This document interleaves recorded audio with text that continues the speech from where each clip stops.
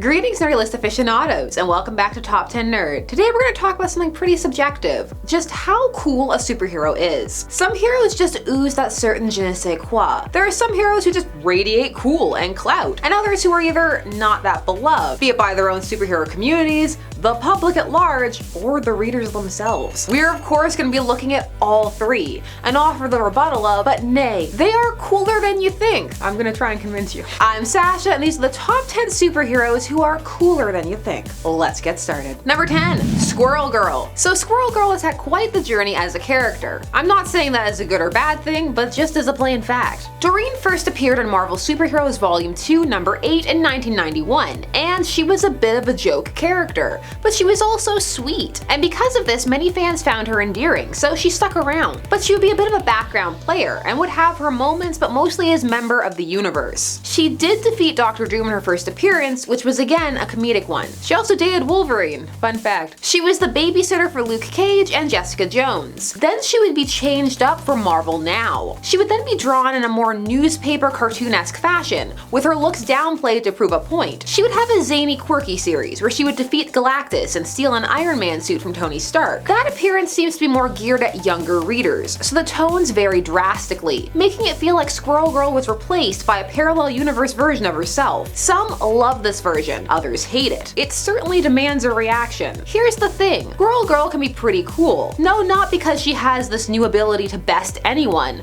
but in her complete embracing of powers others might think were a little lame. No matter the version, Doreen is 100% comfortable with who she is, and who she is Squirrel Girl, and that is mighty refreshing to see. Number 9, AQUALAD. Being a sidekick is a hard gig to pull off. There's just something about the very term that makes you lose a couple of cool points. Not to mention that this gig usually comes with shorts that look more like bathing suit bottoms. AQUALAD first appeared in Adventure Comics number 269 back in 1960, so in the Silver Age, which is pretty late in the game for sidekicks. He was there because the mandate at the time was characters who were teens so that they could relate to them, so they were young and hip. They use a lot of 60s slang, so they are hip no more. I wasn't a teen in the 60s, so I don't know if they were hip at the time. Also, Garth as AQUALAD has purple eyes, by the way, that matters. Now, AQUALAD would eventually become Tempest, which is a way better name, but he would often suffer some of the residual slings and arrows that people had reserved for Aquaman. So what you'll find is that they overcompensate when he is Tempest. I mean, they're still doing it. Look at Titans, the TV series. But he didn't need all that. Despite his red and blue costume and purple eyes, he actually had some complex stories going on. The tale of his abandonment, his betrayal by Aquaman, the telepathic abuse. It was a serious time being AQUALAD, and he managed to come through it. He has a pathos. His later costume, it was made up of the colors of the flag of his people, who are not Atlanteans, but an offshoot known as the Idealists. See? There are layers here. Layers. Number 8, Plastic Man. Plastic Man first appeared in Police Comics number 1 back in 1941 and was not always a DC property. Instead, he started off life over in Quality Comics. He was a criminal who fell into a vat of acid at a chemical factory, as you do. This caused him to become Plastic Man. Plastic more is in plasticine than as in a container. He would find himself purchased by DC, and for a while they just weren't all that sure what to do with him. But then Grant Morrison would have him join the JLA, the Justice League of America, and would set him up with Batman as a foil. So Batman, the straight man, Plastic Man, comedic foil. During his time on the team, he would actually make friends with many of the members and be instrumental in taking down some of their foes. Plastic Man is more of a comic relief character and gets treated as such, but Plastic Man is cool in a different way. Yeah, cool guys don't look at explosions or react with much feeling to things. However, he's totally chill with who he is and how others perceive him. He may be silly and slightly sleazy at times, but he's turned his life around and become a hero, and that's nothing to sneeze at. Number 7, Hawkeye. Hawkeye has been a member of the Avengers for years, and well, he didn't seem to be viewed as especially lame, even with his purple costume and H on it. But then the MCU happened. In the MCU, Hawkeye spent his first full appearance being brainwashed for most of it, and then with slight comic relief and had a secret family in the second. Plus, his antics off the set, first just drunken and later with his Black Widow slut comments, began to form a perception that Hawkeye was lame. And once that happens, the questions start. What do you need with an archer on a team of superheroes? How useful is he really? Quicksilver died because of him. It's true. However, you can also look at it in the reverse fashion, that Hawkeye is able to hold his own with all these other heroes. It's impressive in itself. Plus, in Matt Fraction's run, he was pretty cool, smooth and collected, and there's nothing wrong with being a dad with a stereotypical "my family is dead" plot. It's a classic. Gotta avenge my family. Number 6, Booster Gold. Oh, Booster Gold. Why can't I quit you? Booster Gold has been around since the 80s and is a character who started off as a glory hound. He was a time traveler, a security guard from the 25th century, which is also the same time as the Reverse Flash. Fun fact. Now, Booster Gold worked at a museum that had some superhero artifacts in it. He had ended up there after he had been caught throwing football matches. Feeling he had no future in his time, he stole a costume, teamed up with a security robot named Skeets, and went back in time to sell himself as a hero to the public. He starts off selfish and arrogant, and not too well liked by other heroes or really the public. But over time, he would develop a sense of responsibility and become a real hero and do some time traveling with his son, who he didn't know was his son. Fun times. He would especially have to come to terms with the fact that time was not something that one could just play with. The problem?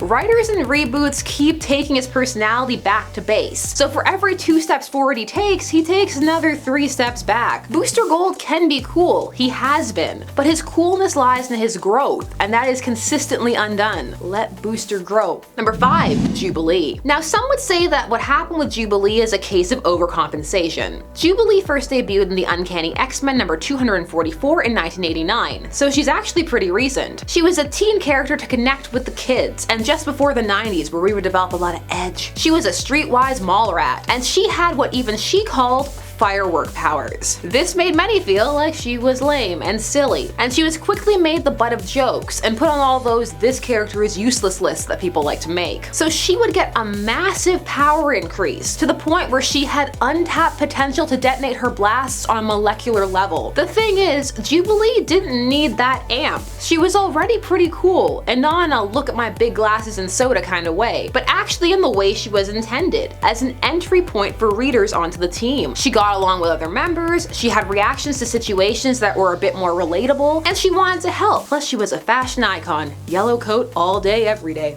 Yes, please. Number 4, the US Agent. The US Agent is set to appear in the MCU, so get ready for a whole bunch of people to care more about him than they ever did before. The US Agent was originally a villain for Captain America. He was called the Super Patriot. This was before he actually became Captain America later on. This was in a bid to boost the book's sales, and it actually worked, at least for a little bit. During this time, the character would also become more heroic. For some, the US Agent is just a little redundant, but others find him more interesting than Captain America, because he's a Cap with some grit, and who actually at times has some questions about how he feels about the ideals he represents. The US Agent is cooler than people think because he's actually done far more than people think, and he still is. He's been on Force Work since 2020, and he has fans. Oh, trust me, he has fans. When I put him on the worst Avengers list, which I still maintain, you can be a good hero but not a great Avenger, they're not mutually exclusive, I heard about it. People emerged. Hey, someone talking smack about the US Agent? Number 3, Matter Eater Lad. Oh dear. Okay, hear me out before you throw your phone or computer out the window or just, calmly select another video. Let me explain. Matter Eater Lad has been the butt of jokes for years, and it's largely because of his power set, which is that he can eat anything. He has a bit of a silly backstory and an absurdly named home planet. His planet is called Bismol, like Pepto-Bismol, the height of comedy in 1962. Also, Pepto-Bismol has been sold under that name since the year 1900. Fun fact. But all jokes aside, this ability is really useful. Think about it. He can eat his way out of anything. But beyond that, think of all the eating contests you could take him to. He could have one of those I Eat Anything YouTube channels and get millions of views. Then he would definitely be cool to his friends. They'd be sorry then. I've got a whole Matter Eater Lad headcanon going apparently. Number 2, Cypher. Look. Listen, just because your powers aren't combat-based doesn't mean you can't be useful or cool. Cypher first debuted in New Mutants number 13 in 1984. He has the ability to decipher, understand, write, and translate any language, written or spoken. That's amazing. The situations he can diffuse, the ancient or advanced ruins he can help interpret. Here's the thing. While he was on New Mutants, he was the least favorite character of fans and the creative team. They didn't even like drawing him. They said that it wasn't fun, and he has the best salty quote. Get ready. Every artist who ever did him said, "Can't we kill this guy?" We would get letters from fans about how much they hated him. We never got any letters from people saying they liked him until he was dead. Harsh. Harsh words. But a poor workman blames his tools. That's all I'm gonna say. CYPHER has had a bit of a resurgence of late since House of X. He's useful and has a unique skill that's cool. It may not be scintillating to draw, but it can be compelling. You just have to work at it. Shout out to CYPHER and all the other underappreciated peeps out there. Number 1, Aquaman. Oh, you knew it had to be Aquaman at the number 1 spot. For years, largely because of the Super Friends, he has been perceived as a little goofy. That show just made his ample power set seem a little silly. It somehow managed to eclipse the fact that he is ruler of most of the earth, can command sea life to do his bidding, so he has a giant aquatic army. This includes like a kraken. He can also move freely between the sea and the land. But you know, that's hard to remember when you see him surfing on some seahorses. This would become a cultural mindset that Aquaman was lame, and comics would actually try to combat it. They would grow his hair out, give him a beard, cut off his hand, kill his son. Then, when his beard came off, he was super serious, never smiled. Life is serious, just like him. Don't laugh at him, how dare you, he doesn't talk to fish. There was a whole panel about this, how he telepathically influences them, which is actually more horrifying. It was a thing. Here's the thing. Aquaman was never lame. Or even if he was, he still had cool elements that really don't need a beard to be highlighted. They're all just there. He just needs plots to show them off. So not like Deceased, where even though he came up out of the sea on a kraken, Ollie sniped him with 1 arrow. Embarrassing. Stop embarrassing him like that. So those were 10 superheroes who are cooler than you think. Do you agree, or are these heroes lame city? Let me know your thoughts down below. I'm Sash, and thanks so much for watching Top 10 Nerd. Please don't forget to like, share, comment, and subscribe, and hit the bell notifications so that you never miss a vid. And we'll see you again soon. Bye bye.